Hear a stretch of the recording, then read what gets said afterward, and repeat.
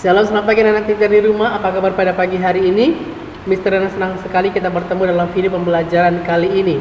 Kali ini kita akan belajar tema yang sama dengan kemarin dengan subtema, yaitu rukun dalam perbedaan. Materi kita kali ini adalah tokoh-tokoh yang berperan pada saat proses proklamasi kemerdekaan.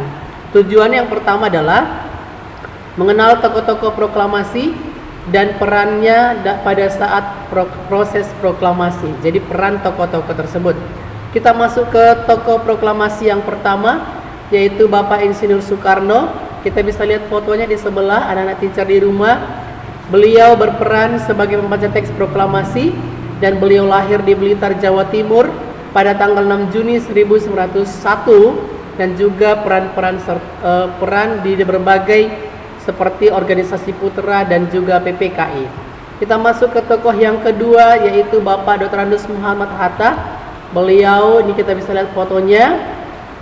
Beliau lahir di Sumatera Barat 12 Agustus 1902. Berperan yang pertama ikut dalam perumusan teks proklamasi, dan yang kedua mengajukan usul untuk menandatangani teks proklamasi oleh seluruh tokoh yang hadir di rumah Bapak Laksamana Maedah pada saat itu. Kita masuk ke tokoh yang ketiga, yaitu Bapak Ahmad Soebardjo. Bapak Ahmad Soebardjo lahir di Karawang 23 Maret 1897 dan merupakan pejuang senior dan anggota PPKI. Bapak Ahmad Soebardjo juga terlibat sebagai penulis proklamasi di rumah Bapak Laksamana Maedah. Ini fotonya bisa kita lihat. Kita langsung ke tokoh yang keempat.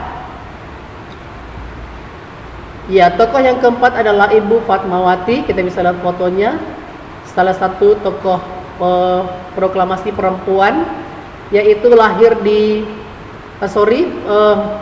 berperan untuk menjahitkan bendera pusaka merah putih untuk dikibarkan pada saat upacara 17 Agustus 1945, dan beliau juga sebagai istri dari Bapak Insinyur Soekarno. Yang kelima, Bapak Soekarni, lahir pada tanggal 14 Juli 1916 di Blitar dengan peran mengusulkan agar naskah proklamasi kemerdekaan hanya ditandatangani oleh Bapak Soekarno dan Bapak Hatta sebagai perwakilan bangsa Indonesia. Baik, tokoh yang keenam yaitu Bapak Burhanuddin Muhammadiyah atau dikenal dengan Bapak BM Dia. Beliau bekerja sebagai tokoh pers atau wartawan, pejuang, diplomat dan pengusaha. Beliau berperan sebagai menyelamatkan naskah asli proklamasi kemerdekaan Indonesia yang ditulis tangan oleh Bapak Bung Karno, dan yang kedua menyebarluaskan proklamasi kemerdekaan kepada seluruh rakyat Indonesia. Tokoh yang ketujuh adalah Bapak Laksamana Maedah. Kita bisa lihat di bawah ini. Salah satu tokoh berkebangsaan Jepang. Beliau berperan untuk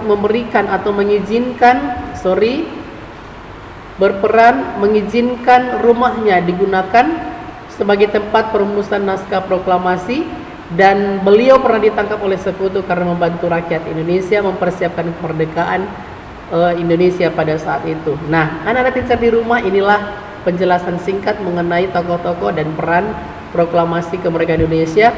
Masih ada banyak lagi, namun hari ini saya jelaskan hanya 7 tokoh. Dan mudah-mudahan dengan video ini anak teacher di rumah boleh lebih memahami dan mengerti apa itu siapa tokoh-tokoh proklamasi dan perannya dalam mempersiapkan teks proklamasi pada saat itu. Demikian penjelasan materi. Selamat belajar dan berprestasi.